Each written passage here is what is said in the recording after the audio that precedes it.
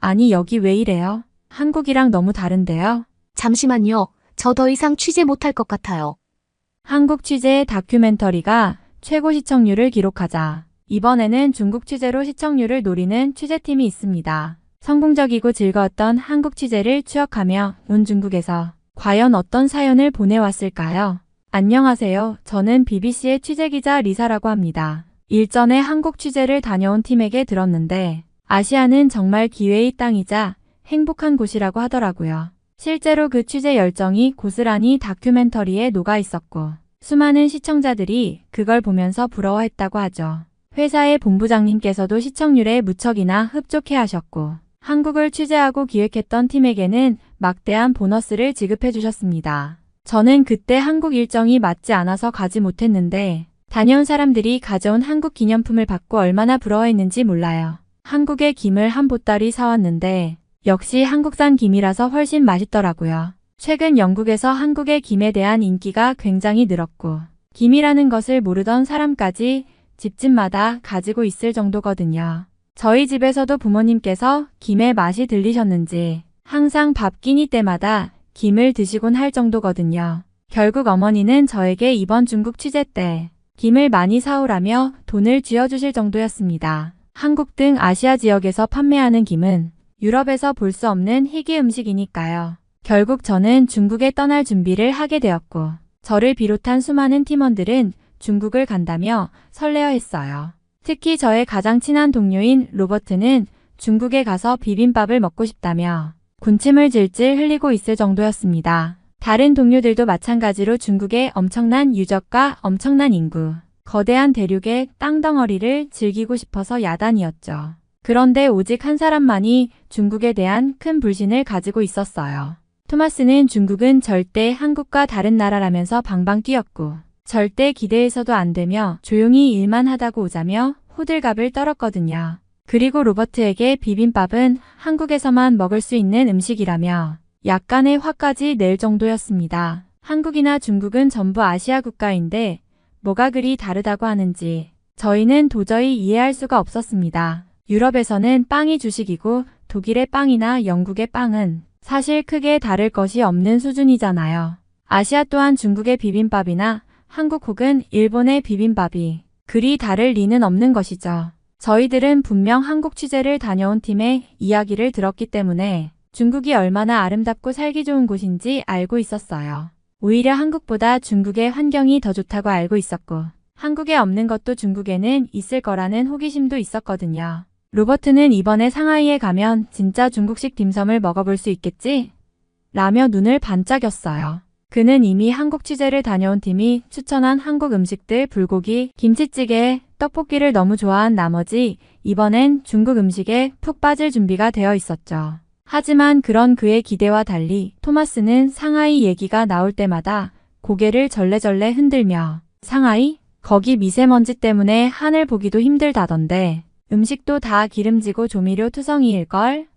이라며 불평을 늘어놨어요. 출발 전날 팀원들은 모여짐을 점검하며 저마다 기대감에 부풀어 있었어요. 토마스는 작은 캐리어 안에 영국에서 구할 수 있는 간단한 음식들을 챙겼는데 그의 설명으로는 혹시라도 음식이 입에 맞지 않을 때 대비한 필수템이라고 하더군요. 저희들은 현지에 가서 현지 음식을 먹으면 된다고 생각했지만 토마스는 상비약까지 아주 단단히 준비를 끝마쳤다고 했죠. 정말 호들갑, 유나는 혼자 다 떨고 있는 모습에 평소 회사에서도 결벽증이 있더니 밖에서까지 저런다며 다들 수근거릴 정도였습니다. 그리고 드디어 저희 취재팀은 상하이에 도착했습니다. 공항에서부터 느껴지는 활기찬 분위기와 수많은 인파는 정말 대륙의 크기를 실감하게 했어요. 그러나 기대감도 잠시 첫 촬영지를 향해 이동하며 겪은 일이 정말 충격적이었어요. 도로를 달리는 차들의 끊임없는 경적 소리와 짙은 스모그는 팀원들의 기분을 무겁게 만들었어요. 특히 로버트는 창밖을 바라보며 이게 대체 뭐야? 어디가 그렇게 아름답다는 거야? 라고 중얼댔죠. 그 와중에도 토마스는 내 말이 맞았지? 내가 뭐랬어? 라며 승리의 미소를 지었습니다. 하지만 저희의 첫 촬영지인 유서 깊은 시장에 도착하자 분위기가 반전되었어요. 거기엔 형형색색의 등불 아래 다양한 향신료와 전통 음식들이 가득했고 상인들의 활기찬 목소리와 함께 독특한 매력이 넘쳐났죠. 로버트는 금세 딤섬 가게로 달려가더니 기쁨에 찬 얼굴로 한 접시를 들고 와서 맛보라며 권했어요. 와, 토마스, 이건 인정해라. 진짜 맛있어. 토마스는 못 이기는 척 딤섬을 집어들었고 그 순간 그의 표정이 살짝 부드러워지는 걸 봤어요. 괜찮네. 하지만 이건 시작일 뿐이야. 방심은 금물이야. 라며 여전히 경계를 늦추지 않았죠. 토마스는 처음부터 자신의 방식대로 행동하며 영국에서 가져온 빵과 비스킷, 그리고 중국 편의점에서 구매한 코카콜라만 고집했습니다. 중국에 온 게 왜 이렇게 걱정스럽냐고 묻는 사람들에게 그는 늘 이렇게 답했죠. 음식 문제로 고생하기 싫으면 나처럼 살아야 해. 안전한 선택만 하면 되는 거야. 그의 말이 처음엔 조금 과민해 보였지만 저와 로버트가 배탈로 고생하며 화장실을 오가던 상황을 보고 나서는 팀원들도 슬슬 그의 방식에 관심을 가지기 시작했어요. 저도 후회만 계속하고 있었고 무얼 먹어서 탈날지 모르는 음식들을 먹으며 계속 배만 부여잡고 있을 뿐이었습니다. 취재를 위해 길거리를 누비고 대중교통을 이용해야 할 때마다 저희 팀은 다양한 문화적 충격과 예상치 못한 상황을 마주해야 했어요. 특히 중국의 대중교통은 우리를 끝없이 당황하게 만들었습니다. 한 번은 지하철을 타러 갔을 때의 일이었어요.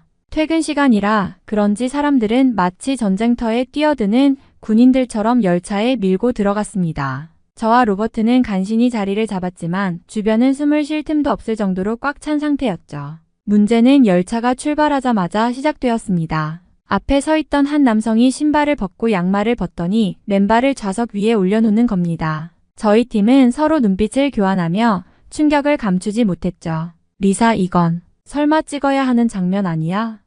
로버트가 농담처럼 속삭였지만 그 말을 듣는 순간 저는 카메라를 꺼낼 마음이 들지 않았어요. 그 광경은 단순히 불쾌함을 넘어 대중교통의 혼란스러움을 적나라하게 보여주는 상징 같았거든요. 또 다른 날에는 버스를 탔는데 좌석 뒤쪽에서 사람들이 큰 소리로 다투는 모습이 보였습니다. 한 할머니가 자신의 짐을 놓을 자리가 없다며 다른 승객들과 언성을 높이고 있었어요. 하지만 문제는 그녀가 손에 들고 있던 물건이 살아있는 닭이었다는 겁니다. 닭은 끊임없이 날개를 퍼덕이며 소리를 냈고 주변 사람들은 코를 막으며 뒷걸음질 쳤어요. 저희도 그 장면을 보고 어쩔 줄 몰라 하며 버스에서 얼른 내릴 수밖에 없었죠. 길거리 취재도 만만치 않았습니다. 특히 큰 시장에서 촬영을 하던 날 길 한가운데서 아기를 들고 소변을 보는 부모를 목격한 일이 있었어요. 여기선 이런 게 일상인가 봐. 로버트가 고개를 저으며 말했지만 저는 차마 그 광경을 오래 바라볼 수 없었습니다. 지나가던 토마스가 혀를 차며 말했죠. 봐라, 내가 뭐랬어? 여긴 내가 기대했던 그 낭만적인 아시아가 아니라고. 게다가 거리에선 침을 뱉는 사람들이 끊임없이 눈에 띄었어요. 저희가 한 인터뷰 촬영 중이었을 때도 배경에서 한 남성이 갑자기 커다랗게 침을 뱉으며 지나갔고 저와 로버트는 그 장면이 카메라에 고스란히 찍혔다는 걸 알고 당혹감을 감추지 못했어요. 리사, 이게 정말 우리가 담고 싶던 이야기일까? 로버트가 나지막이 물었을 때 저도 한숨을 내쉴 수밖에 없었어요. 글쎄, 이게 현실이라면 그대로 담아야겠지. 아무리 불쾌해도 진짜 모습이니까. 이런 사건들이 반복되면서 저희는 중국 취재가 결코 한국에서의 즐거운 경험처럼 순탄하지 않을 거란 사실을 절감했어요. 중국이라는 나라가 가진 방대한 규모와 다채로운 문화는 매력적이었지만 동시에 익숙하지 않은 혼란과 불편함으로 가득 차 있었습니다. 결국 팀원들은 서로를 격려하며 이 모든 게 방송에 담겼을 때 시청자들에게 강렬한 인상을 줄 거야 라며 스스로를 위로했지만 마음 한구석엔 여기서 빨리 벗어나고 싶다는 바람이 자리 잡았던 것도 사실입니다. 호텔에서도 저희의 고난은 끝나지 않았습니다. 첫날부터 불쾌한 사건들이 연달아 벌어졌거든요. 처음 체크인을 할 때부터 직원들이 혼란스러워 보였고 방 배정이 엉망이었습니다. 예약한 방과 완전히 다른 방을 주더니 이 방이 더 좋다며 어쩔 수 없다는 태도로 일관했죠. 저희가 받은 방은 말 그대로 재앙이었습니다. 로버트와 제가 배정받은 방은 창문이 제대로 닫히지 않아 찬바람이 들어왔고 벽에는 곰팡이가 가득했어요.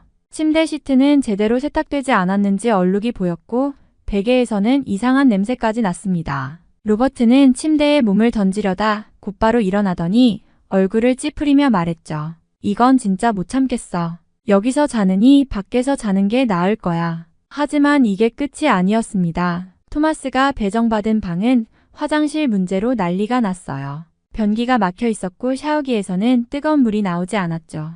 토마스는 짐을 풀기도 전에 로비로 내려가 큰 소리로 항의했지만 직원들은 시큰둥한 태도로 내일 아침에 수리해주겠다는 말만 반복했습니다. 토마스는 이를 악물며 내가 왜 이 호텔을 예약했을까?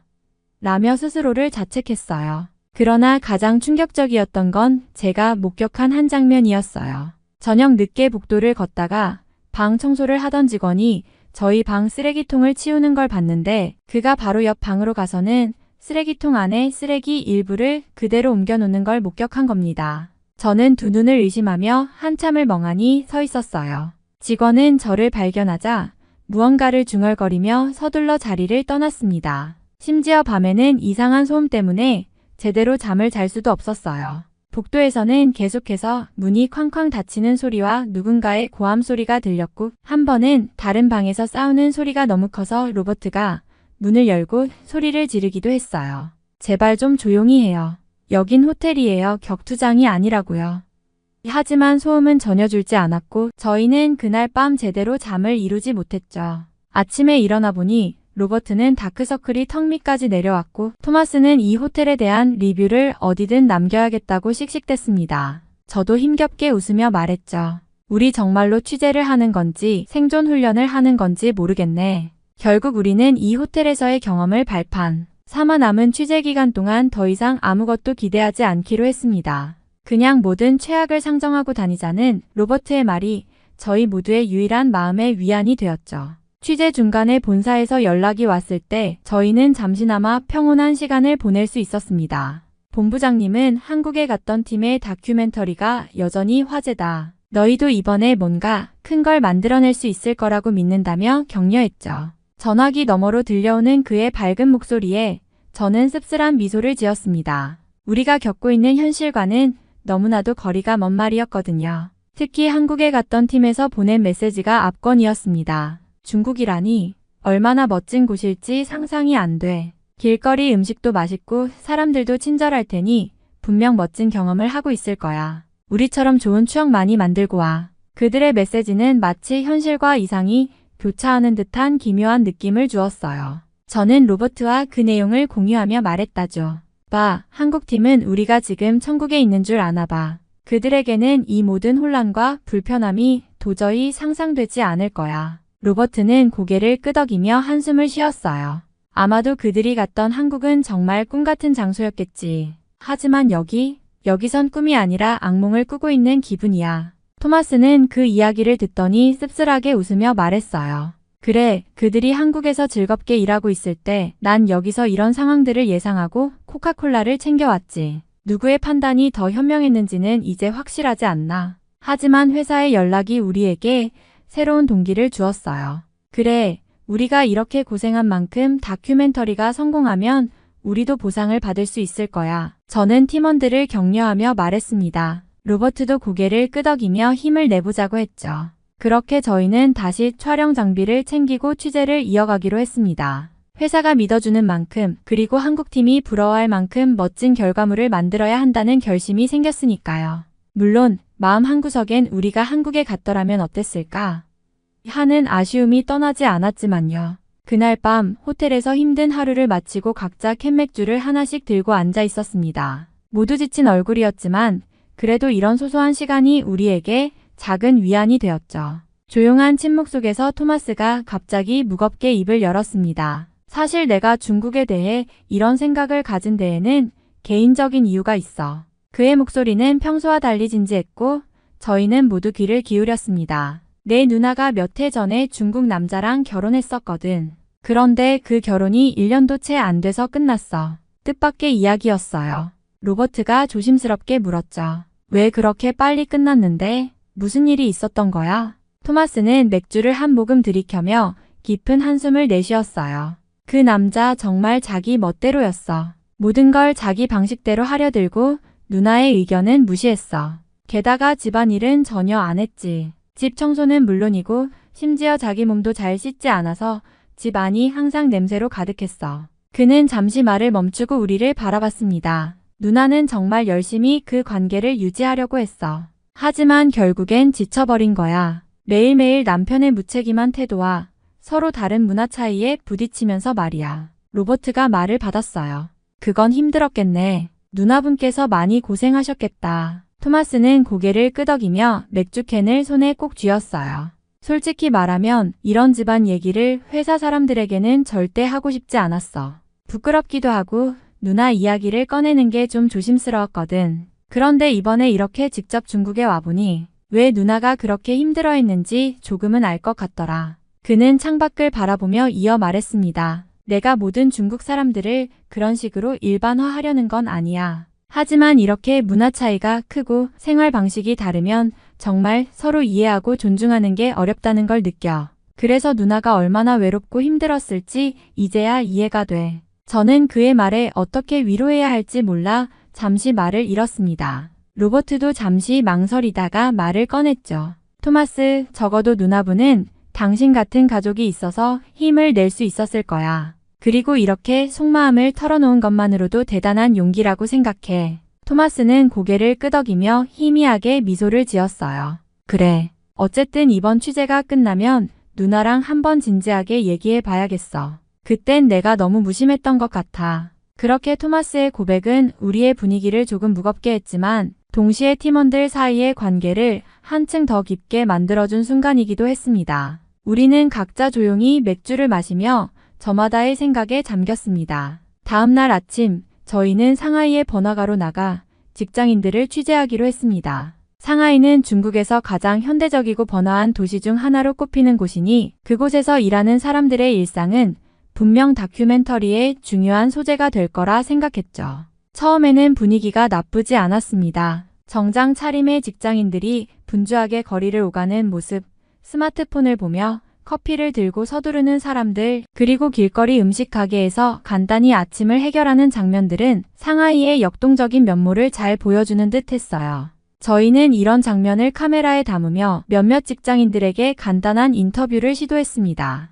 하지만 상황은 곧 악화되기 시작했습니다. 한 남성과 인터뷰를 하던 도중 근처에서 큰 소란이 벌어진 겁니다. 우리는 소리가 나는 방향으로 고개를 돌렸고 그곳에선 두 명의 남성이 거리 한복판에서 심하게 다투고 있었습니다. 그들은 언성을 높이며 서로를 밀쳤고 급기야 한 사람이 들고 있던 물건을 땅에 내던졌습니다. 주변 사람들이 당황하며 멀찍이 떨어졌지만 그 누구도 나서서 싸움을 말리지 않았어요. 뭐야, 저 사람들이 왜 싸우는 거지? 로버트가 놀란 표정으로 물었지만 저희도 이유를 알 수 없었어요. 싸움은 점점 격해졌고 한 명이 상대방에게 주먹을 휘두르려는 순간 결국 저희는 촬영을 멈추고 안전한 거리로 물러날 수밖에 없었습니다. 그러나 그보다 더 충격적이었던 건 길거리에 널브러진 쓰레기 더미와 악취였습니다. 처음에는 지나가는 차들이 흠먼지를 일으키는 줄 알았지만 사실은 길가에 버려진 음식물 쓰레기와 쓰레기통에서 넘쳐 흐른 폐기물이 원인이었죠. 도시의 화려한 외관과는 달리 그곳의 냄새와 환경은 정반대였습니다. 한 번은 촬영 장비를 옮기다가 로버트가 실수로 쓰레기 더미를 밟아버렸고 그 자리에서 거의 비명을 질렀습니다. 이건 너무 심하잖아. 로버트가 분노 섞인 목소리로 외쳤어요. 상하이가 이렇게 멋진 도시로 알려져 있는데 어떻게 길거리가 이 모양일 수 있지? 하지만 진짜 최악의 상황은 그 다음에 벌어졌습니다. 저희가 촬영을 이어가던 도중 한 노숙자가 길 한복판에 자리를 잡고는 대놓고 소변을 보기 시작한 겁니다. 그 장면은 우리 모두를 얼어붙게 만들었어요. 지나가던 사람들도 별로 신경 쓰지 않는 듯 보였고 그저 발길을 돌리며 지나쳤습니다. 리사, 이건 찍을 수가 없겠어. 로버트가 혀를 차며 말했지만 토마스는 달랐습니다. 아니, 이런 것도 보여줘야 해. 상하이의 화려한 면만 찍는다면 그건 진짜가 아니잖아. 그 말을 듣고 저는 깊은 한숨을 내쉬며 카메라를 다시 들었습니다. 그 장면을 담으면서도 마음 한편으로는 불쾌감과 안타까움이 교차했죠. 그날의 취재는 저희에게 상하이의 두 얼굴을 똑똑히 보여주었습니다. 도시의 세련되고 화려한 면모 뒤에 숨겨진 혼란과 불편함, 그리고 무질서는 저희 모두에게 강렬한 인상을 남겼습니다. 그날 밤 호텔로 돌아오며 우리는 이 취재가 단순히 즐거운 다큐멘터리를 만드는 일이 아니라는 걸 다시금 깨닫게 되었어요. 촬영을 마친 후 저희는 힘겹게 영국으로 돌아왔습니다. 상하이에서의 불쾌한 경험들이 아직도 머릿속에 생생하게 남아 있었지만 그럼에도 불구하고 취재한 내용을 편집하고 다큐멘터리 형식으로 정리하는 일이 남아 있었습니다. 모든 팀원들이 피곤하고 지친 상태였지만 그날 저녁 본사에서 열린 회의에서 우리는 촬영한 영상을 직원들과 함께 보며 이야기를 나누었습니다. 회사의 본부장님은 그 영상을 보며 고개를 끄덕였고 우리는 각자 촬영한 장면에 대해 설명을 했습니다. 하지만 회사 사람들은 한국 취재팀이 겪었던 경험을 떠올리며 묘한 비교를 하기 시작했습니다. 와, 중국에서는 정말 전혀 다른 분위기였군요. 한 직원이 영상을 보며 말했어요. 한국 취재 때는 너무나 깔끔하고 체계적이었는데 여기선 그야말로 질서가 없네요. 진짜 한국은 너무 멋진 나라였어요. 다른 직원은 미소를 지으며 말을 이었죠. 우리가 갔을 때 모든 게 정리되어 있었고 사람들도 정말 친절했어요. 그곳은 전혀 불쾌한 경험이 없었어요. 정말 훌륭한 나라예요. 저희는 그 말을 듣고 잠시 멍하니 있었습니다. 사실 한국 취재가 그렇게 순조롭고 즐거운 경험이었으니 그걸 다시 떠올리며 저희는 고개를 끄덕일 수밖에 없었죠.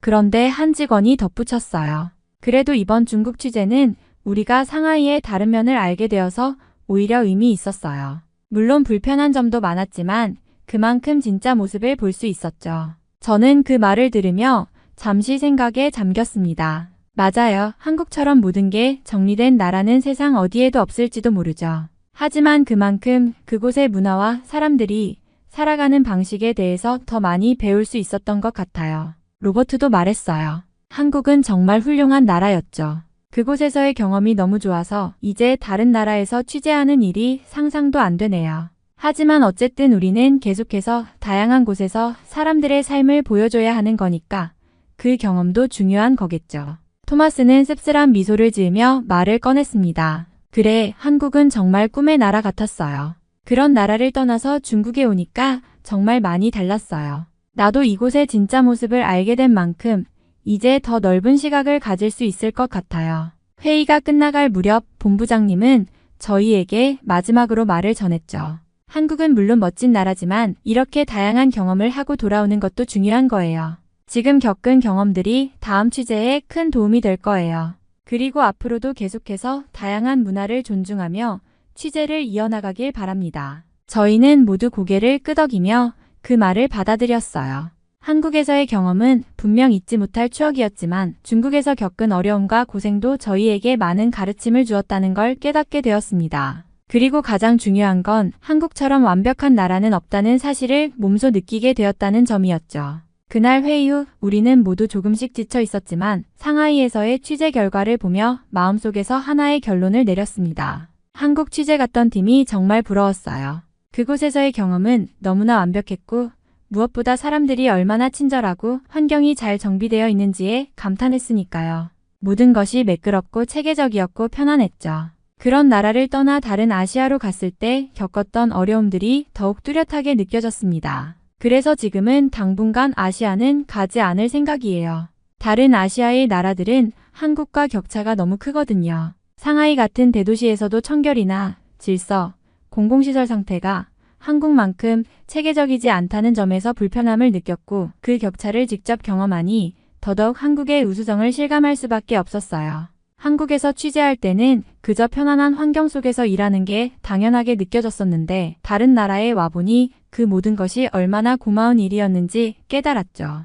그래서 잠시 아시아의 다른 나라들을 떠나 좀 더 다른 대륙이나 문화의 차이를 경험해보고 싶다는 생각이 듭니다. 물론 언젠가는 다시 아시아를 취재할 기회가 오겠지만 지금은 그때의 경험이 너무 강렬해서 쉽게 마음을 돌리기 어려운 상태예요. 한국에 다녀온 취재팀이 너무 부러울 뿐이네요. 여기 한글이 너무 부럽다며 한글을 공부하는 일본인들이 있습니다. 한글을 한국에서 만들었다는 사실에 신기해하며 일본에서는 이런 효율적인 문자 체계를 지니지 못한 것에 대해 좌절한다는데요. 과연 일본에서는 무슨 일이 일어나고 있는 것일까요? 안녕하세요. 저는 일본에서 고등학교를 다니고 있는 카오루라고 합니다. 이번에 대학교에 입학할 계획을 가지고 있지만 계속 결정을 못하고 있는 상황이죠. 사실 일본의 심각한 현실 때문에 일본의 대학교에 가기를 포기하는 학생들이 늘어나고 있거든요. 일본의 경제 위기는 오늘 내일의 일이 아니지만 지금은 아예 일본이 무너진다는 소리가 나오고 있는 상황입니다. 저희 부모님께서도 회사를 다니시다가 어머니는 진작 회사에서 잘리시고 여기저기 아르바이트를 다니는 상황이죠.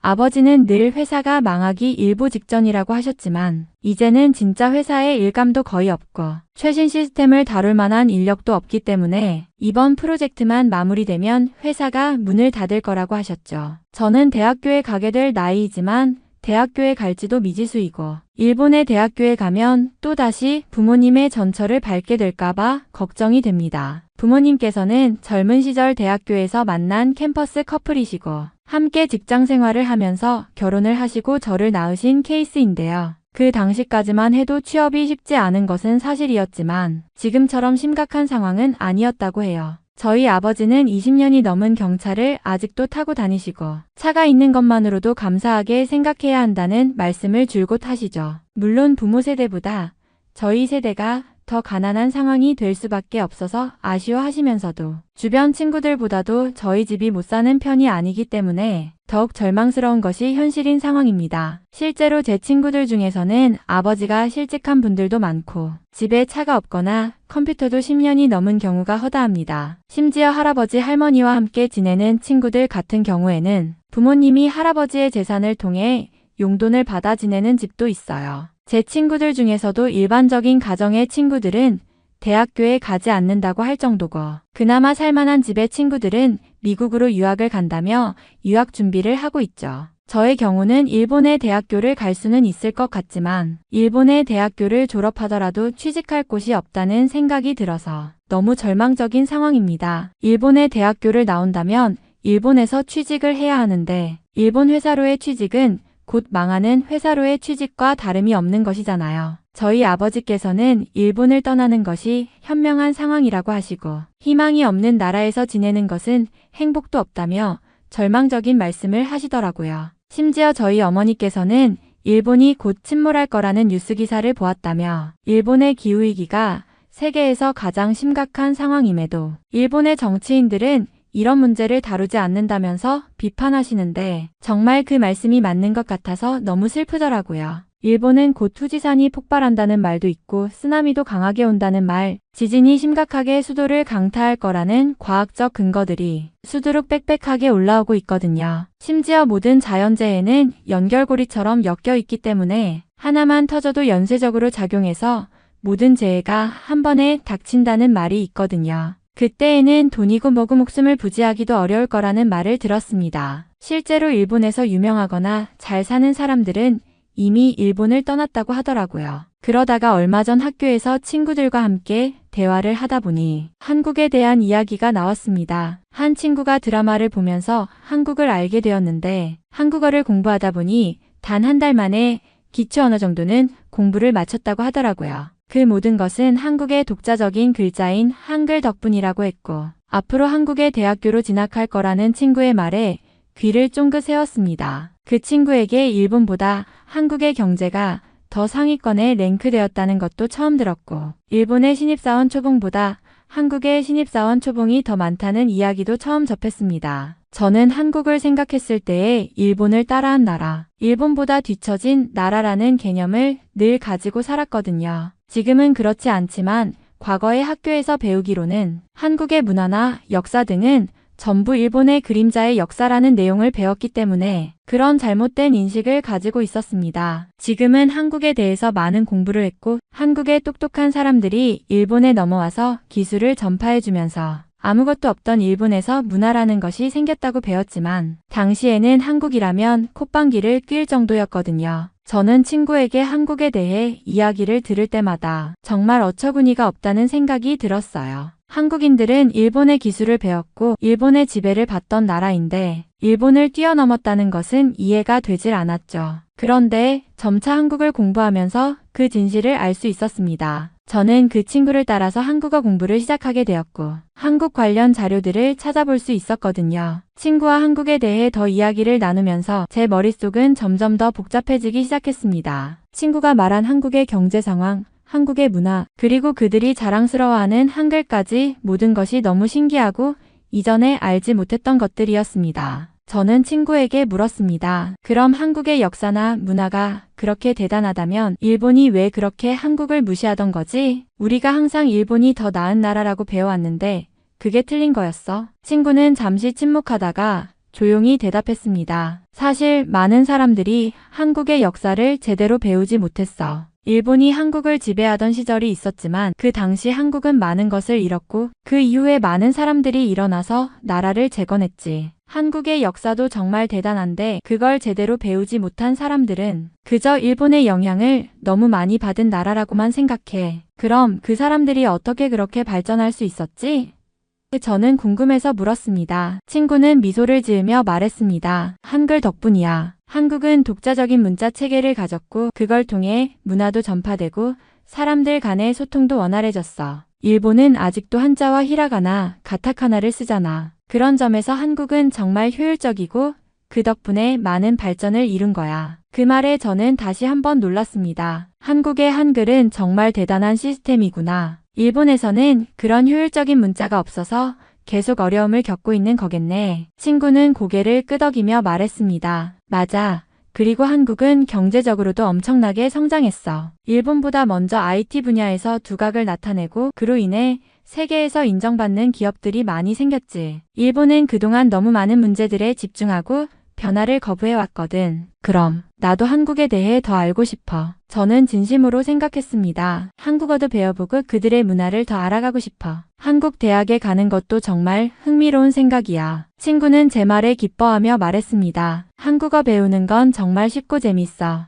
그리고 한국에서 공부하면 정말 많은 기회가 열릴 거야. 내가 그렇게 확신하는 이유는 나도 한국어를 배우기 시작한 지 한 달 만에 기본적인 대화는 할 수 있었거든. 저는 그런 이야기를 들으면서 마음속으로 점점 더 한국에 대한 관심이 커졌습니다. 일본의 경제나 미래가 불확실하고 제가 하고 싶은 일도 많았지만 이제는 한국이라는 나라에서 새로운 기회를 찾을 수 있다는 생각이 들어 점점 더 결단이 서는 느낌이었습니다. 한국어 배우는 거부터 시작해볼게. 나도 한국에 대해 더 공부하고 싶어. 제가 결심하며 말했습니다. 한국어는 실제로 배우기가 너무 편했어요. 한국어 문법은 일본어와 같았고 비슷한 단어가 많더라고요. 알고 보니 과거 고대인들이 한국에서 전파한 단어들이 일본어로 만들어진 것도 많았고 많은 일본인들의 조상들이 한국인이라는 이유라고도 하더라고요. 한글이 얼마나 대단한 문자인지 몰랐는데 한글을 공부하면서 한글로 일본어를 적을 수 있다는 것에 충격을 받았습니다. 영어의 알파벳보다도 훨씬 쉽게 익히고 쓸 수 있다는 것이 너무나 신기했고 대단한 문자라고 느껴졌습니다. 한글을 쓸 때도 글자 모양이 너무 예뻐서 자꾸 쓰고 싶다는 생각도 했습니다. 한국과 세종대왕, 조선에 대한 역사 공부를 하면서도 정말 한국이 대단하다고 느껴졌고요.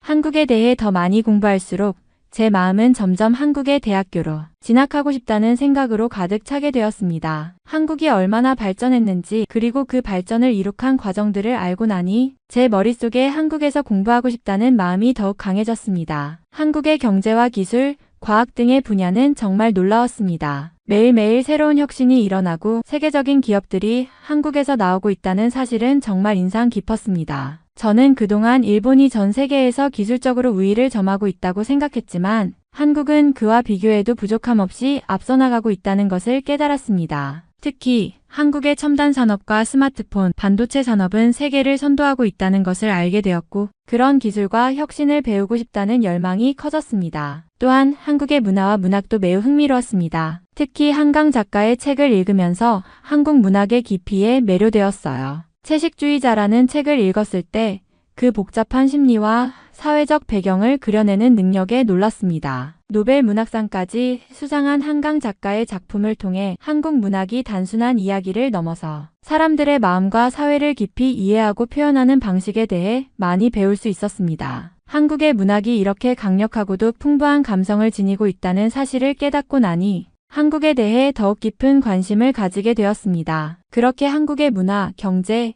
과학 등을 공부하면서 저도 한국에서 더 많은 것을 배우고 싶다는 생각이 확고해졌습니다. 한국의 대학교는 그 다양한 분야에서 뛰어난 교육을 제공하고 있다는 것을 알게 되었고 저 역시 그곳에서 더 많은 지식을 쌓고 나아가 세상을 이끌어가는 사람 중 한 명이 되고 싶다는 목표를 품게 되었습니다. 이제는 한국어를 배우는 것뿐만 아니라 그곳에서 공부하고 경험을 쌓는 것에 대한 꿈을 키워가고 있습니다. 한국에서의 생활은 정말 매력적이고 그곳에서 살아가며 더 많은 것들을 배우고 싶은 마음이 커져가고 있습니다. 하지만 부모님은 한국에 유학 가는 것에 대해 반대하셨어요. 한국이 아직 전쟁을 하고 있는 나라라고 걱정하시면서 그런 나라에 가는 것이 위험하다고 하셨습니다. 부모님께서는 한국에 대한 이미지가 좋지 않으셔서 그곳에서의 생활이 불안하고 위험할 거라 생각하셨던 거죠. 저는 한국이 단순히 과거의 전쟁을 겪었을 뿐이지 지금은 매우 안전하고 발전된 나라라는 사실을 알고 있었지만 부모님의 걱정을 이해하지 못할 수는 없었습니다. 그래서 저는 재수를 결심하며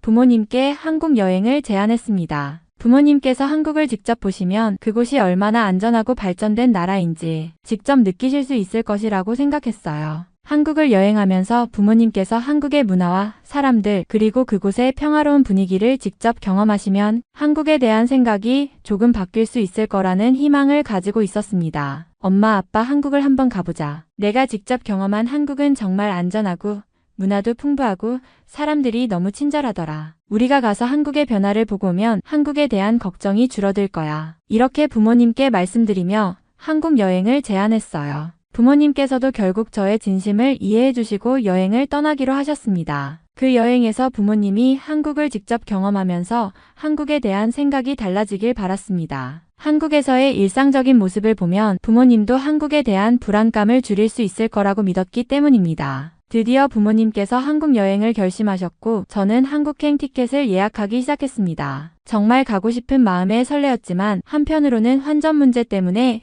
조금 걱정이 되었습니다. 일본 엔화와 한국 원화의 환율 차이가 생각보다 크더라고요. 그래서 원화를 바꾸기 위해 은행에 갔는데 환율이 너무 비싸서 예상보다 많은 돈을 준비해야 했습니다. 이렇게 환율이 비쌀 줄 몰랐어. 조금만 더 저렴하면 좋겠는데 라며 환전할 때마다 계산기에서 튀어나오는 숫자에 깜짝 놀랐습니다. 일본 엔화로 바꾸는 게 쉽지 않았고 여행 준비에 드는 비용이 많이 올라갔습니다. 특히 여행 비용을 절약하려고 했던 계획도 살짝 틀어지게 되었죠. 한국에서 무엇을 먹을까? 어디를 가볼까? 하며 기대감에 부풀어 있었던 만큼 현실적으로 환전 문제도 중요한 부분이었습니다. 결국 내가 필요한 만큼만 환전하고 나머지는 카드로 해결하기로 결정했습니다. 그럼에도 불구하고 여행 경비가 예상보다 더 많아져서 부모님께 조금 더 신경을 써야 한다는 생각이 들었어요. 그래도 결국 티켓을 예약하고 준비물을 체크하면서 한국에 가는 날이 다가오자 여행에 대한 기대감이 더욱 커졌습니다. 원화로 바꾸는 과정에서 고생은 했지만 그 모든 어려움을 극복하고 한국으로 향할 수 있다는 생각에 마음은 한층 더 설렘으로 가득 찼습니다. 한국에 도착하자마자 제가 예상했던 것보다 훨씬 더 발전된 도시 풍경에 충격을 받았습니다. 서울의 고층 빌딩들이 하늘을 찌르듯 솟아있고 거리마다 첨단 기술이 가득한 모습에 놀라지 않을 수 없었죠. 한국은 정말 경제적으로나 기술적으로 굉장히 발전된 나라였고 그 발전 속도가 상상을 초월한다는 느낌이 들었습니다. 사람들은 바쁘게 움직이고 있었고 거리마다 최신 전자기기와 디지털 간판이 가득했죠. 이곳은 정말 미래의 도시 같다는 생각이 들었습니다. 그리고 그곳에서 한국어를 조금이라도 사용하려고 노력했어요. 그동안 공부한 한국어가 도움이 될 줄 알았거든요. 처음에는 조금 긴장했지만 그래도 용기를 내어 길을 묻거나 간단한 대화를 시도했어요. 그때마다 한국인들이 정말 친절하게 도와주었어요. 길을 묻자 지나가던 사람들이 멈춰서 친절하게 설명을 해주고 심지어는 내가 정확히 이해했는지 물어보면서 다시 한 번 더 설명해 주었어요. 그리고 음식점에 들어가서 주문을 하려고 했을 때 내가 조금 서툴게 말했는데도 불구하고 종업원은 웃으면서 천천히 이해해주고 주문을 정확하게 받아주었습니다. 이렇게 한국어로 조금씩 소통할 수 있다는 것만으로도 굉장히 뿌듯하고 기분이 좋았죠. 더 놀라운 건 서비스의 수준이었어요. 식당에서 음식을 먹고 나서 계산할 때 카드 결제 후에도 감사합니다. 좋은 하루 되세요. 라고 말하며 정말 진심으로 인사해주는 모습에 감동을 받았습니다. 일본에서는 이렇게 서비스가 자연스럽게 나오지 않아서 한국의 친절함과 서비스 문화가 정말 인상 깊었어요. 또한 어느 카페에서 커피를 마시고 나왔을 때 손님에게 친절하게 말을 걸고 이 카페는 여기 근처에서 유명한 곳이에요. 다시 오시면 좋겠어요.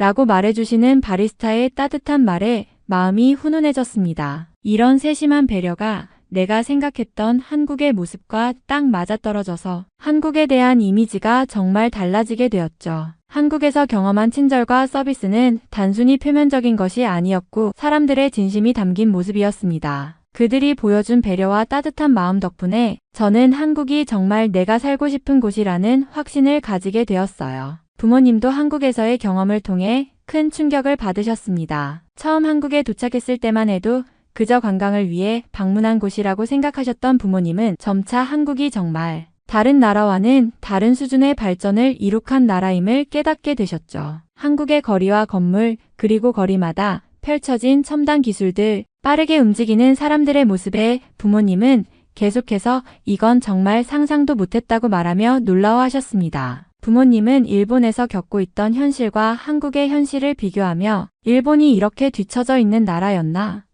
라는 생각을 하셨습니다. 한국의 고속철도나 스마트 시티 시스템, 최신 기술들이 일상에서 자연스럽게 활용되고 있다는 것을 보며 일본의 발전이 얼마나 느려졌는지 실감하셨죠. 이 나라는 정말 다르네. 일본은 왜 이렇게 뒤처졌을까? 라고 한숨을 쉬시면서도 그분들의 눈빛에서는 일본의 현실에 대한 씁쓸한 감정이 묻어났습니다. 한국은 이제 전 세계에서 주목받는 나라가 된 것 같아. 일본은 과거의 영광을 뒤로하고 점점 더 발전이 늦어지는 것 같아. 어떻게 이렇게 된 거지? 그 부모님께서는 정말 믿기지 않는다는 표정을 지으시며 계속해서 한숨을 내쉬셨습니다. 일본에서의 경제적 어려움과 사회적 변화에 대한 불안감이 점점 커지는 가운데 한국의 빠른 성장과 발전을 목격하며 한국과 일본의 차이를 깊이 실감하게 되셨죠. 부모님은 한국에서 돌아오는 길에 한국이 생각보다 훨씬 대단한 나라였어. 일본도 이렇게 변화할 수 있을까? 라며 걱정 어린 목소리로 말하셨습니다. 특히 한국의 젊은 세대들이 얼마나 빠르게 발전하고 있는지, 그리고 그들이 이끌어가는 한국 사회의 모습에 놀라움을 금치 못하셨습니다. 한국은 지금 이렇게 발전했는데 일본은 계속 뒤처진다고 생각하니까 너무 속상하다며 부모님은 말끝을 흐리셨습니다. 저는 그런 부모님의 모습을 보며 한국이 얼마나 발전했는지, 그리고 일본과는 다른 길을 걸어가고 있다는 사실을 더욱 실감하게 되었습니다. 이 여행을 통해 한국은 정말 빠르게 변하는 나라였고 저는 그곳에서 느낀 발전과 친절함에 더 큰 매력을 느꼈습니다. 한국의 대학가 밤거리를 걸으며 저는 그곳에서 느껴지는 에너지와 역동성에 큰 충격을 받았습니다. 사람들이 바쁘게 움직이며 대화하며 웃고 떠드는 모습이 마치 일본의 7080년대 활기차고 열정적이던 시절을 떠올리게 했습니다. 서울의 대학가 거리에는 사람들로 가득했고 거리마다 새로운 문화와 트렌드가 넘쳐났습니다. 그 모습을 보고 부모님은 한참 동안 말을 잃고 멍하니 그 거리 풍경을 지켜보셨습니다. 이건 마치 일본의 70년대, 80년대 분위기 같아. 그때 일본도 이런 역동적인 에너지가 있었지라고 부모님은 말했습니다. 일본에서는 지금 거의 찾아볼 수 없는 이렇게 젊고 활기찬 분위기를 한국에서 처음 보셨기 때문에 감탄을 금치 못하셨죠. 일본은 이제 점점 그런 분위기가 사라지고 사람들이 점점 지쳐가는 것 같아. 이곳 한국은 그 시절의 일본처럼 사람들이 꿈을 쫓고 에너지가 넘쳐 흐르는 곳 같다. 그렇게 부모님은 저에게 너는 한국에서 대학교를 다니는 것이 좋겠다는 이야기를 하셨습니다. 여기 한국은 앞으로 더 많은 기회가 있을 것 같고 젊은 사람들의 에너지가 정말 대단하다. 일본에서 계속 이런 상황이 이어질 것 같으면 너의 미래는 점점 더 좁아질 수도 있어. 일본을 떠나서 한국에서 대학교를 다니면 너도 새로운 기회와 가능성을 찾을 수 있을 것 같아라며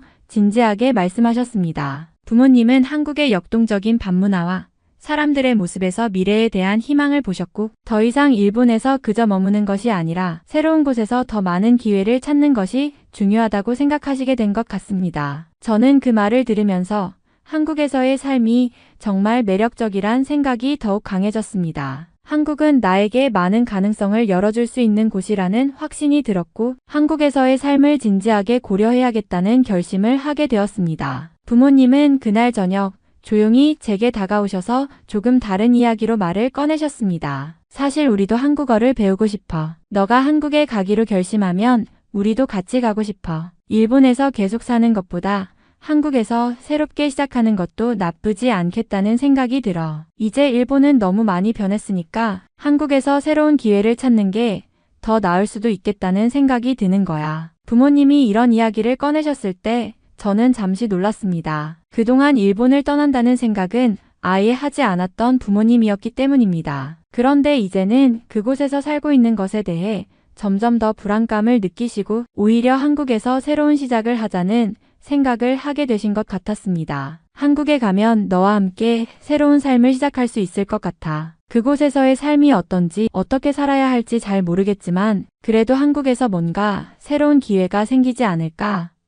부모님은 말씀하셨습니다. 그리고 조금은 걱정이 섞인 목소리로 너가 그렇게 큰 결심을 하고 가려고 하는데 우리도 내 곁에서 함께 할 수 있으면 좋겠어. 우리도 한국어를 배우고 한국에서 새로운 삶을 시작하는 거야 라고 하셨습니다. 부모님이 그런 말씀을 하셨을 때 저는 정말 놀라운 감정을 느꼈습니다. 일본에서 나를 키운 부모님께서 이제 일본을 떠나 한국으로 가고 싶어 하시다니 그게 얼마나 큰 결심인지를 알기 때문에 그 순간은 정말 특별하게 다가왔습니다. 부모님이 저와 함께 한국에서 새로운 시작을 하기를 원한다는 생각에 제 마음도 점점 더 확신을 가지게 되었고 한국에서의 미래에 대한 꿈을 더욱 크게 품게 되었습니다. 부모님과 함께 서울의 거리를 걸으며 그동안 일본에서 느꼈던 무겁고 침침한 분위기와는 전혀 다른 밝고 활기찬 분위기에 점점 더 매료되었습니다. 부모님께서도 그 점을 한눈에 알아차리셨는지 계속해서 한국 사람들의 모습에 대해 이야기하셨습니다. 정말 한국 사람들은 일본인들과는 다르게 전부 너무 밝고 화사해. 웃을 때도 정말 자연스럽게 웃고 사람들의 표정이 다들 환하고 즐거워 보여서 나도 기분이 좋아져. 일본 사람들보다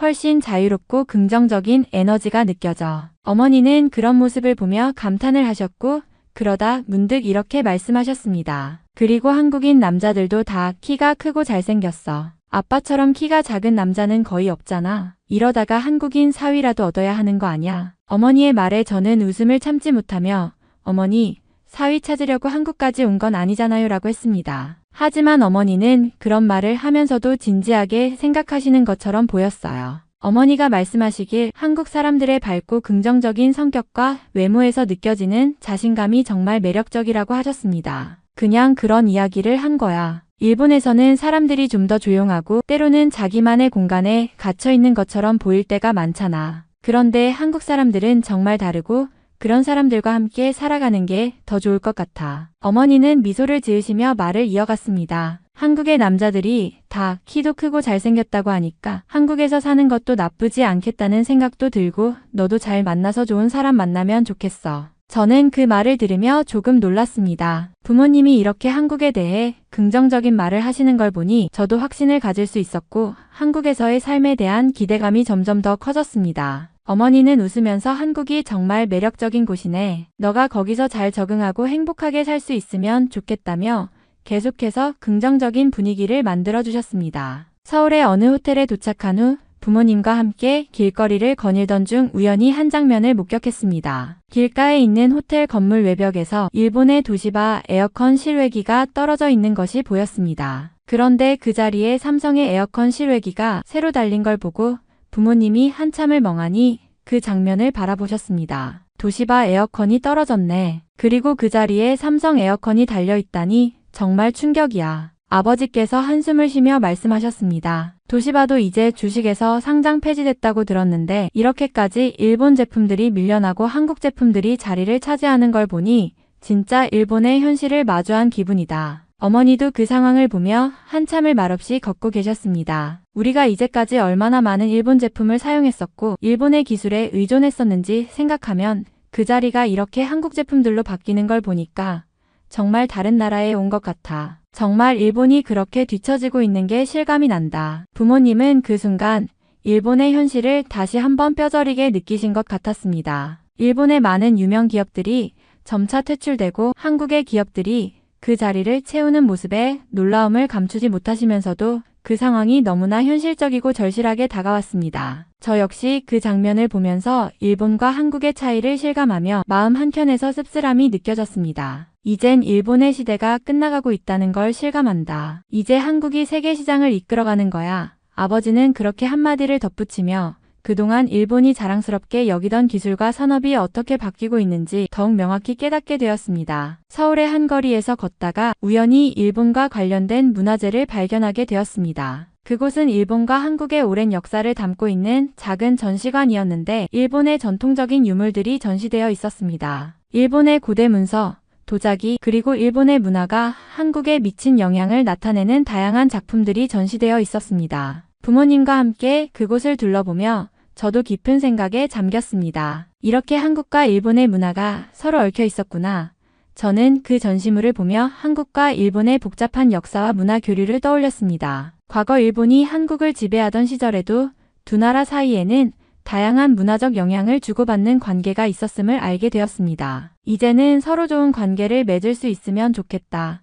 아버지께서 조용히 말씀하셨습니다. 두 나라가 과거의 아픔을 뛰어넘고 서로를 이해할 수 있는 그런 미래가 오기를 바란다. 지금처럼 서로를 비판하거나 멀리할 것이 아니라 더 좋은 관계를 유지하며 함께 발전할 수 있는 시대가 오기를 바란다. 어머니도 조용히 고개를 끄덕이셨습니다. 한국도 일본도 서로의 문화와 역사를 존중하고 이해하면서 더 가까워질 수 있으면 좋겠어요. 우리가 여기에서 경험한 것처럼 두 나라가 힘을 합치면 더 큰 발전을 이룰 수 있을 것 같아요. 저도 부모님의 말을 듣고 마음속으로 같은 바람을 품게 되었습니다. 과거의 아픔을 덮고 서로를 존중하며 함께 나아갈 수 있다면 한국과 일본 두 나라가 미래에 더 큰 힘을 합칠 수 있을 것 같았습니다. 그 생각이 저를 더 기쁘게 만들었고 두 나라의 관계가 더욱 좋아지기를 간절히 바라는 마음이 들었습니다. 앞으로 한국과 일본이 서로에게 도움이 되는 나라가 되었으면 좋겠어요. 저는 부모님에게 말하며 두 나라가 함께 나아가기를 희망했습니다. 서울의 야경은 정말 아름다웠습니다. 저녁 해가 지고 서울의 스카이라인이 빛으로 물들어가는 모습은 마치 한 폭의 그림처럼 감동적이었죠. 그 중에서도 롯데월드타워는 정말 인상적이었습니다. 10년 전에 지어진 그 건물이 밤하늘에 우뚝 서 있는 모습이 너무 아름답고 현대적인 느낌이 물씬 풍겼습니다. 그 높은 탑이 도시의 중심을 이루며 서울의 발전과 미래를 상징하는 듯한 모습이었죠. 그 모습을 보면서 일본의 도쿄타워가 떠올랐습니다. 도쿄타워는 60년 전에 지어진 상징적인 랜드마크지만 시간이 지나면서 다소 오래된 느낌이 들기도 했습니다. 물론 도쿄타워가 일본의 상징적인 건물이라는 점에서는 큰 의미가 있지만 그와 비교했을 때 서울의 롯데월드타워는 그만큼 더 혁신적이고 현대적인 느낌을 주었습니다. 한국은 정말 빠르게 발전했구나.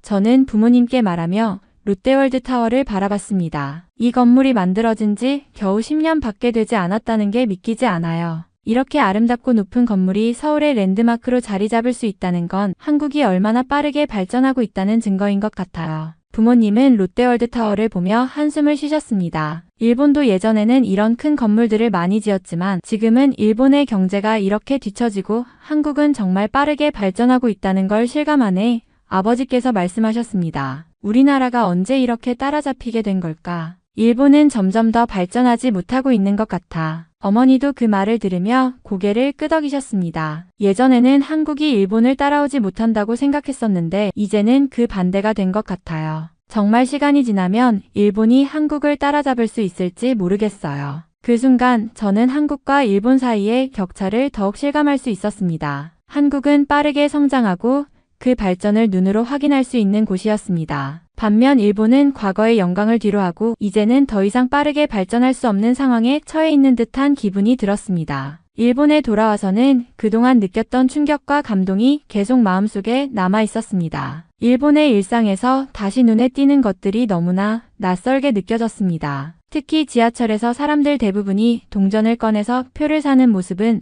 정말 오래된 방식처럼 보였고 한국에서 대중교통을 탈 때는 카드만 꺼내면 된다는 점이 얼마나 편리했는지 새삼 깨달았습니다. 학교에서도 친구들이 여전히 지폐를 들고 매점에서 과자를 사 먹는 모습은 마치 시간이 멈춘 듯한 기분을 들게 했습니다. 한국에서는 이미 대부분 스마트폰으로 결제하는 게 일상인데 일본에서는 여전히 현금을 사용하는 모습이 반복되니 과거와 현재가 뒤섞여 있는 것 같은 기분이 들었습니다. 그리고 스마트폰을 아직도 잘 사용하지 않는 친구들을 보며 한국은 이미 너무 디지털화되었는데 일본은 여전히 그런 부분에서 뒤처지고 있구나 싶었습니다. 길거리에서 신문을 파는 노인들의 모습도 마음에 크게 와닿았습니다. 한국에서는 이미 인터넷 뉴스와 스마트폰으로 정보를 손쉽게 얻을 수 있는데 일본에서는 여전히 종이 신문을 파는 노인들이 많다는 사실이 어쩐지 시대에 뒤처진 느낌을 주었습니다. 이 모든 것이 한국에서는 오래된 모습처럼 보였던 것들이 일본에서는 여전히 일상처럼 느껴졌고 그 격차가 더욱 확실하게 다가왔습니다. 한국에서 본 것들과 비교하니 일본은 정말 많이 뒤처져 있구나.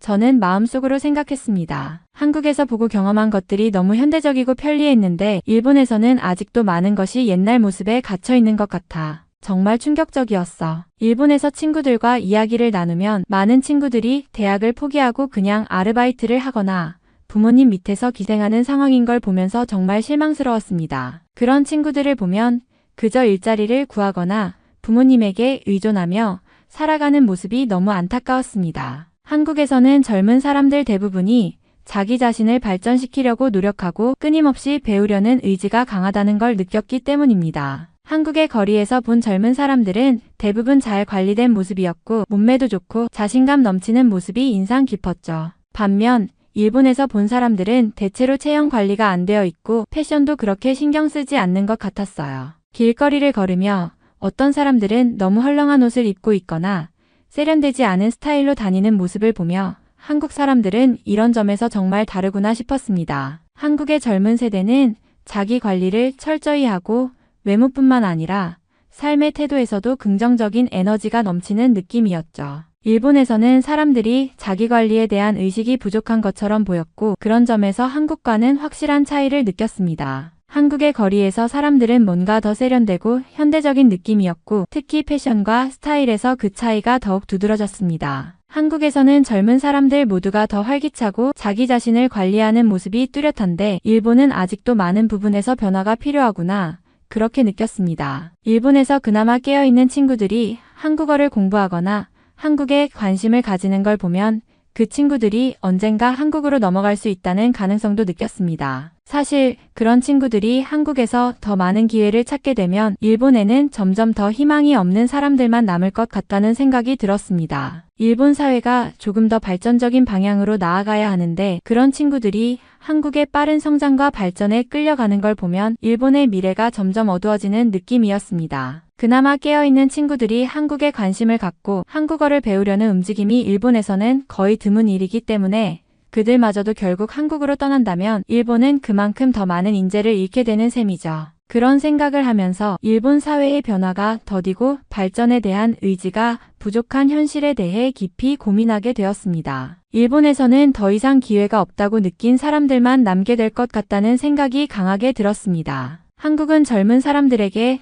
더 많은 가능성과 도전의 기회를 제공하는 나라라고 느꼈기 때문에 그 친구들이 한국으로 향할 수밖에 없는 이유도 알겠더라고요. 저도 한국으로 떠난다면 일본은 정말 끝날 것 같다는 생각이 들었습니다. 사실 일본이 지금의 상황에서 벗어나려면 많은 변화가 필요하지만 그 변화가 일어나기엔 너무나 많은 시간이 걸릴 것 같고 현실적으로는 어려운 상황인 것 같습니다. 그래서 일본의 미래는 점점 더 정해져 가는 듯한 느낌을 받았습니다. 한국에서 많은 기회와 가능성을 찾을 수 있다면 저도 그 길을 선택할 것 같다는 생각을 하게 되었고 그런 결정을 내린 사람들이 일본을 떠나고 있는 것도 충분히 이해가 가더라고요. 일본의 경제적, 사회적 상황이 이렇게 계속 나아지지 않는다면 결국 많은 젊은이들이 기회를 찾아 다른 나라로 떠날 수밖에 없을 것 같습니다. 그런 점에서 안타깝지만 일본의 미래는 이미 어느 정도 정해져 있는 것 같다는 생각을 떨칠 수 없었습니다. 여기 자신이 한국인이라 우겨대는 중국인이 있습니다. 세계에서 바라보는 한국과 중국의 차이의 심각성을 깨닫고 한국인 행세를 하며 유리한 삶을 살고 싶어 하는데요. 과연 그녀에게는 어떤 비밀이 숨겨져 있을까요? 안녕하세요. 저는 중국상해 출신의 중국인 메이라고 합니다. 현재 미국의 노스캐롤라이나 대학교에 재학 중인 20대 초반 여성이죠. 제가 다니는 노스캐롤라이나 주립대학교는 미국 남동부에서 가장 큰 공립대학교 중 하나로 학문적으로도 매우 뛰어난 평가를 받고 있습니다. 특히 과학, 기술, 공학, 수학 분야에서 유명하며 다양한 연구 프로젝트가 진행되고 있어요. 캠퍼스는 울창한 나무와 넓은 잔디밭으로 이루어져 있어 학생들이 자연 속에서 공부하는 느낌을 받을 수 있는 곳이기도 합니다. 사실 저는 상해에서 태어났지만 이미 중학교 시절부터 미국을 자주 왕래했습니다. 그런 어린 시절이 있었기에 미국 유학도 결정한 것이었죠.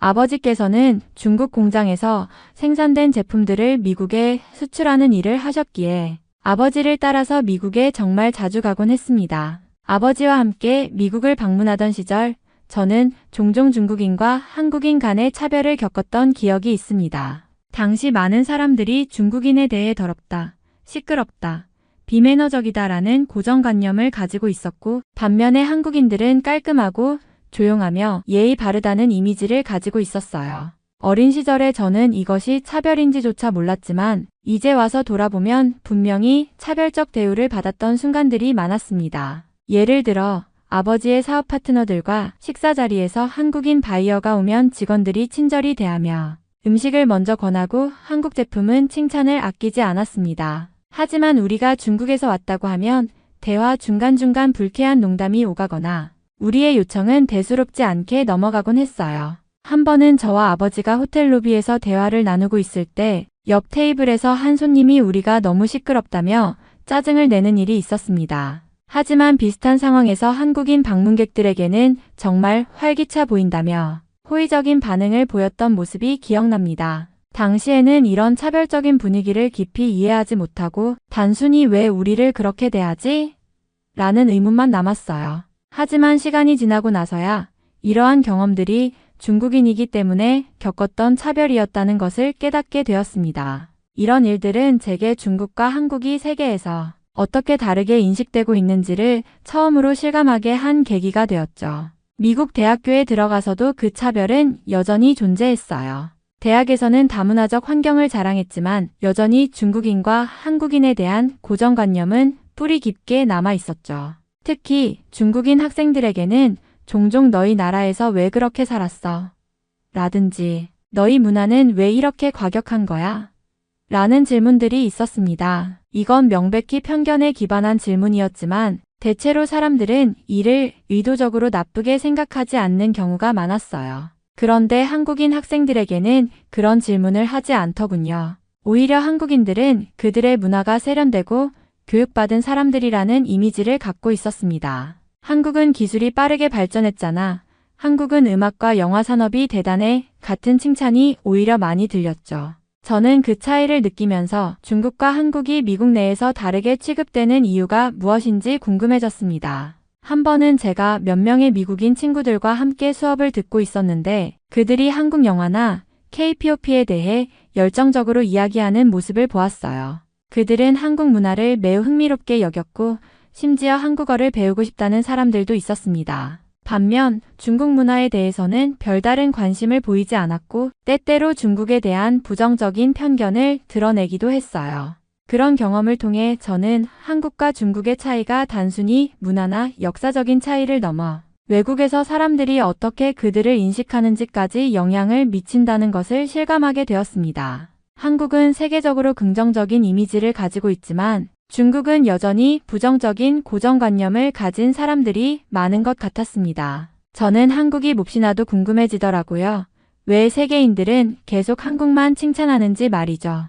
분명 한국은 중국보다 훨씬 뒤처진 나라인 것이 분명하다고 생각했으니까요. 그런데 최근 한국에 가게 되면서 그동안 느꼈던 중국과 한국의 차이를 실제로 눈앞에서 실감하게 되었습니다. 한국에 도착한 순간 먼저 눈에 띈 것은 거리의 질서였어요. 서울의 거리는 항상 깨끗하고 사람들이 질서를 지키며 생활하는 모습이 굉장히 인상적이었습니다. 특히 교통 시스템이나 길거리에서의 행동을 보면 사람들이 신호를 지키고 질서 있게 줄을 서는 모습을 자연스럽게 볼 수 있었죠. 무엇보다 청결함이 눈에 띄었고 거리 곳곳에서 청소하는 사람들을 쉽게 볼 수 있었습니다. 반면 중국의 일부 지역에서는 거리 청소가 그렇게 철저히 이루어지지 않기도 했고 담배를 피우며 걷는 사람들이 많았고 길거리에서 음식 냄새가 가득한 모습을 자주 봤습니다. 그리고 더 충격적이었던 것은 중국에서는 종종 길거리에서 대변을 보는 사람들이 있다는 사실이었어요.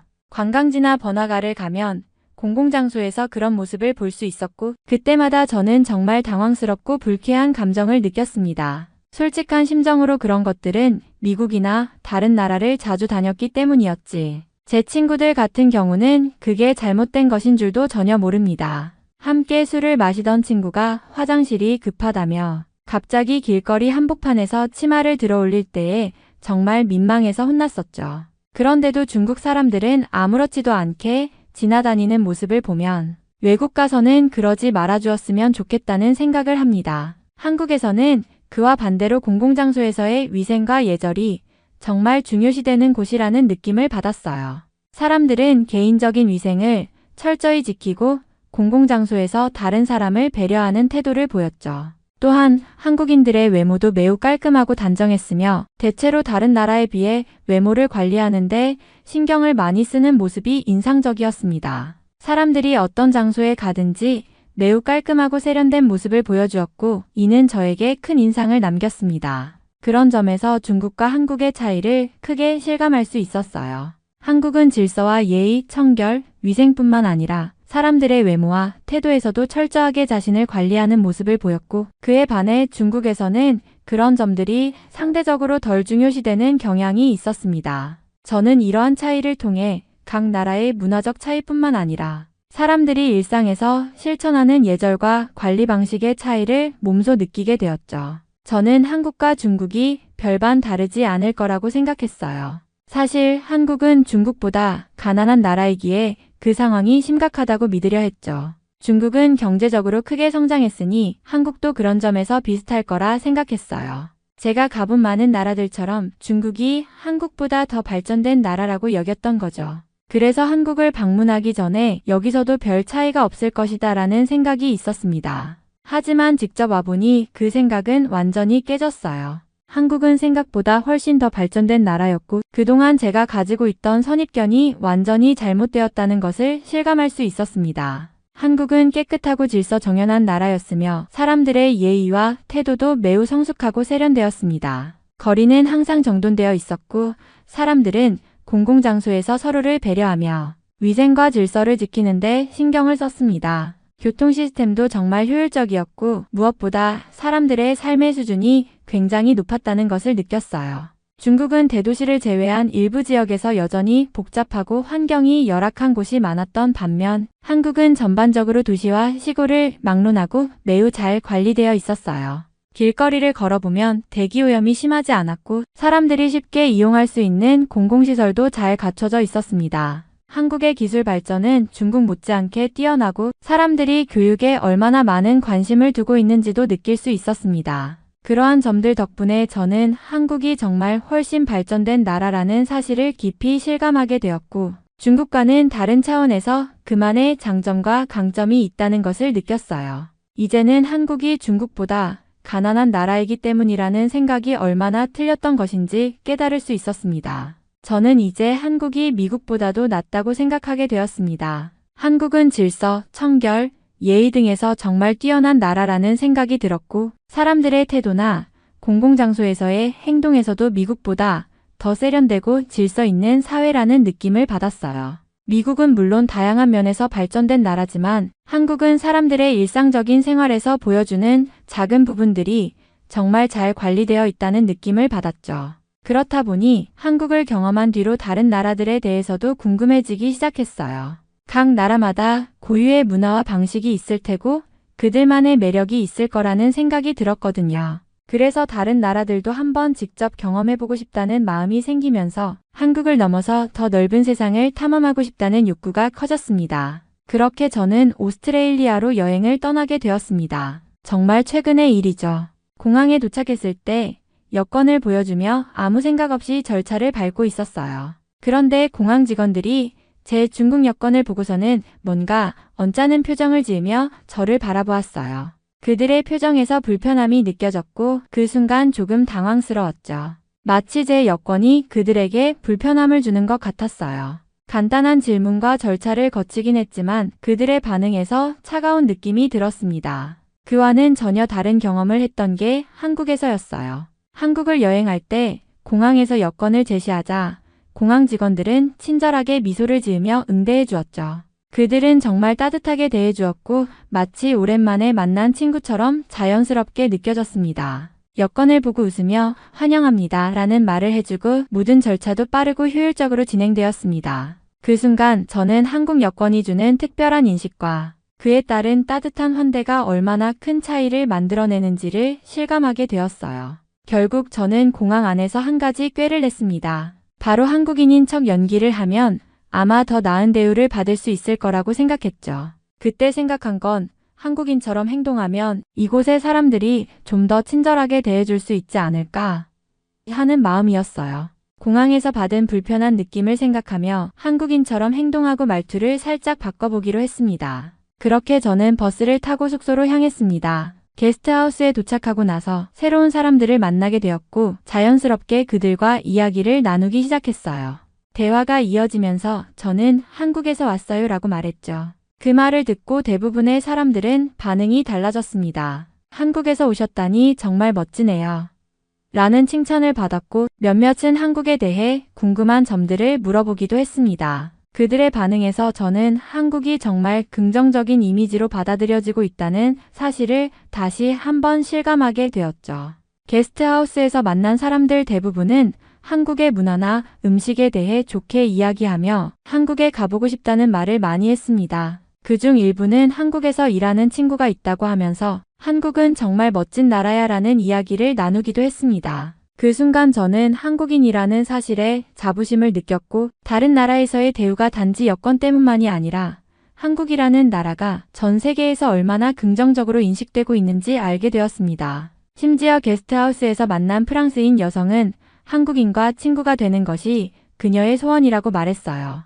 그녀는 한국 문화를 정말 좋아한다고 했고 한국 드라마와 K-POP를 자주 즐긴다고 했습니다. 그 이야기를 듣고 저는 더욱 자연스럽게 한국에서 온 사람으로서 대화를 이어갔죠. 우리는 한국의 음식, 문화, 그리고 사람들이 어떻게 그렇게 예의 바르고 친절한지에 대해 이야기를 나누었어요. 그녀는 정말로 한국에 대한 열정이 깊었고 그 열정이 너무나 진지하게 느껴졌습니다. 그렇게 우리는 서로 많이 이야기하며 빠르게 친해졌습니다. 그 여성은 한국에 대한 긍정적인 이미지와 함께 한국인들과 친구가 되고 싶다는 소망을 이야기했는데 제가 한국인이라서 그런 소망을 조금이나마 이루어준 것 같아서 뿌듯한 마음이 들었습니다. 그와 함께하는 대화는 정말 즐거웠고 한국에 대한 그녀의 사랑을 이해하며 여행 기간만큼은 한국인으로서 자부심을 더욱 느끼게 되었습니다. 그렇게 저는 프랑스인 친구와 함께 호주를 여행하기로 결정했어요. 우리는 함께 여행하는 것에 대해 너무 신이 났고 다양한 곳을 돌아다니기로 했습니다. 첫 번째로 우리는 시드니로 향했어요. 시드니 오페라 하우스를 처음 본 순간 그 웅장함에 감탄을 금치 못했죠. 프랑스 친구도 너무나 흥분한 표정으로 사진을 찍으며 한국에서의 여행 경험과 시드니의 매력을 비교하곤 했어요. 우리는 해변 근처의 카페에서 휴식을 취하면서 서로 한국과 프랑스에서의 삶에 대해 이야기하기도 했습니다. 다음으로는 골드코스트를 여행했어요. 그곳의 아름다운 해변과 따뜻한 날씨는 정말 환상적이었죠. 우리는 해변을 따라 산책하며 바다에서 수영도 하고 현지 사람들과 대화하며 새로운 문화와 사람들을 경험했습니다. 프랑스 친구는 특히 호주의 자연을 좋아했고 한국과는 또 다른 매력이 있었다고 말했어요. 그녀는 특히 자연과 야생동물들을 가까이에서 보고 싶다고 해서 우리는 동물보호구역에도 가게 되었어요. 그곳에서 우리는 코알라와 캥거루를 가까이에서 볼 수 있었고 프랑스 친구는 정말 기뻐했어요. 이게 바로 내가 꿈꾸던 호주야. 라고 하며 마치 한국에서 일어날 수 없는 일이 일어나듯 기뻐했죠. 그런 경험들을 공유하면서 우리는 더욱 가까워졌고 서로의 문화와 이야기에 대해 더 많은 시간을 할애했어요.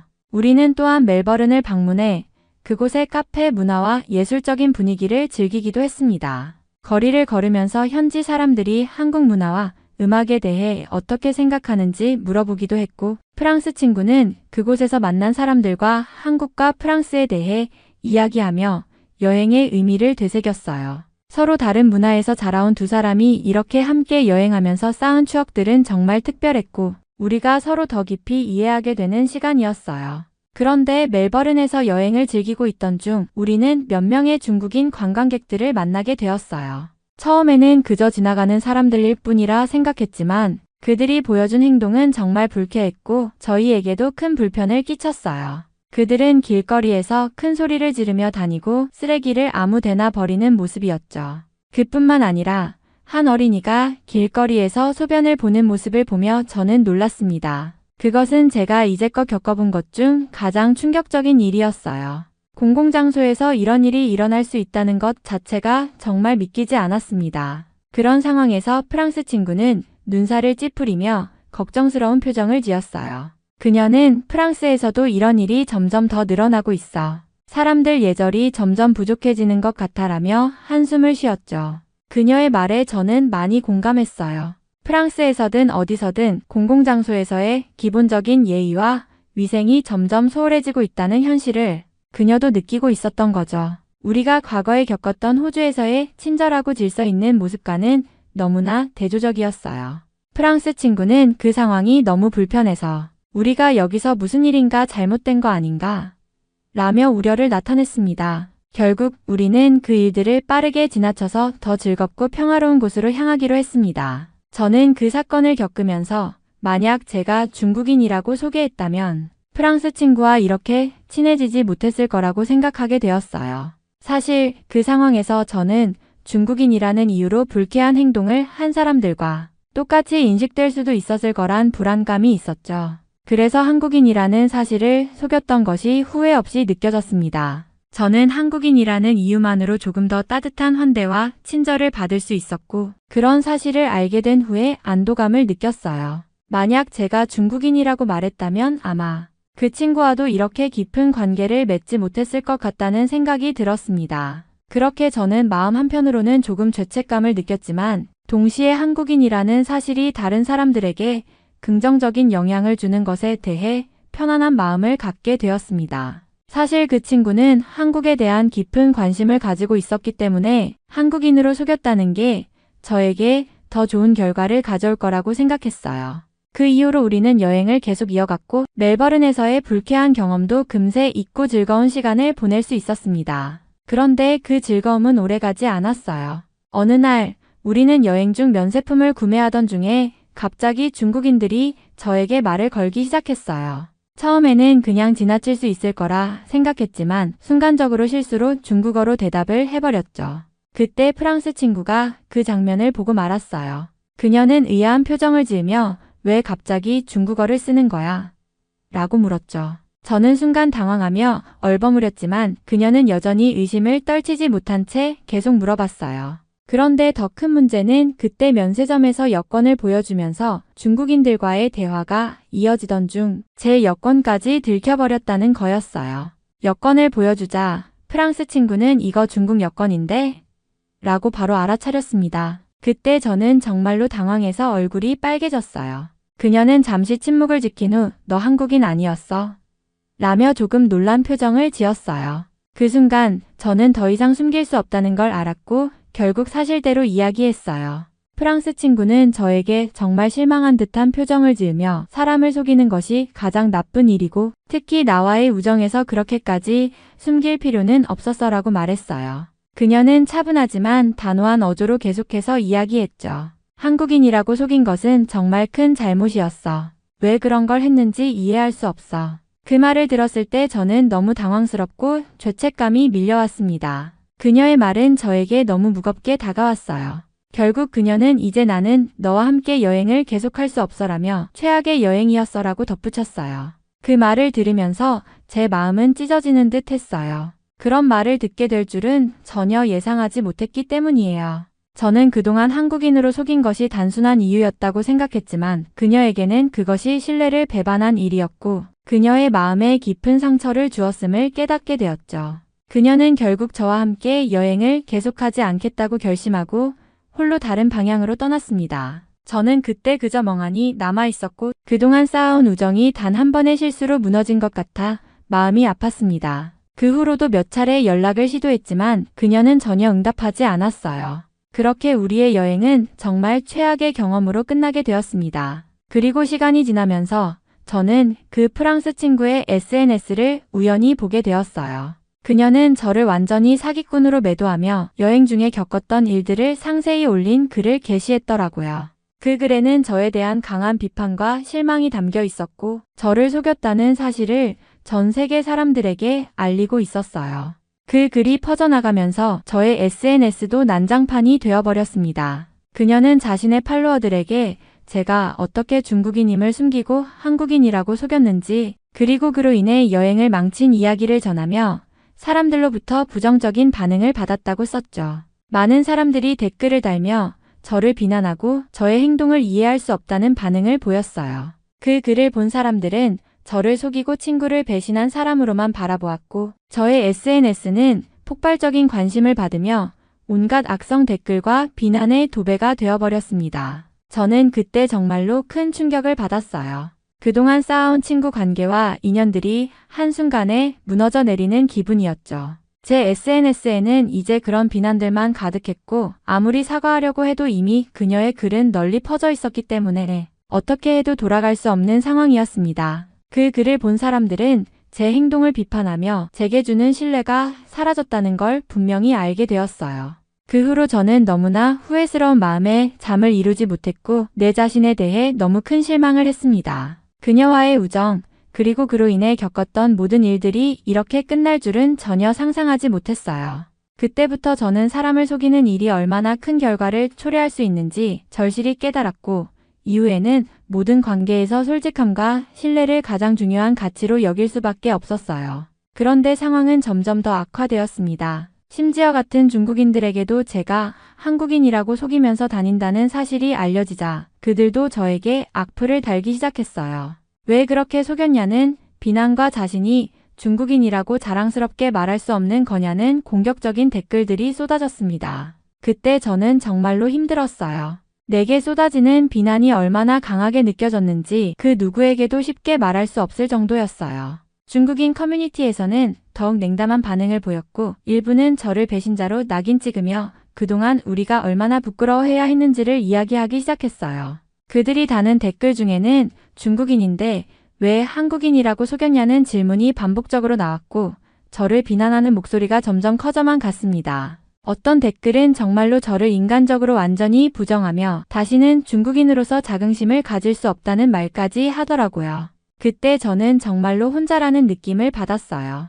제 정체성에 대한 혼란과 갈등이 깊어졌고 사람들의 비난을 받으며 자신감을 잃어갔습니다. 내 스스로를 중국인으로도 한국인으로도 확실히 정의할 수 없다는 생각이 들었죠. 더 이상 누구에게도 기대거나 도움을 청할 수 없을 정도로 깊은 외로움을 느꼈습니다. 호주에서의 여행을 계속 이어갔지만 그 괴로움은 점점 더 커져만 갔습니다. 아름다운 풍경과 여행지의 매력적인 곳들조차 저에게는 더 이상 즐겁지 않았어요. 그저 마음속 깊은 곳에서 계속해서 상처받고 혼자라는 느낌이 강하게 들었죠.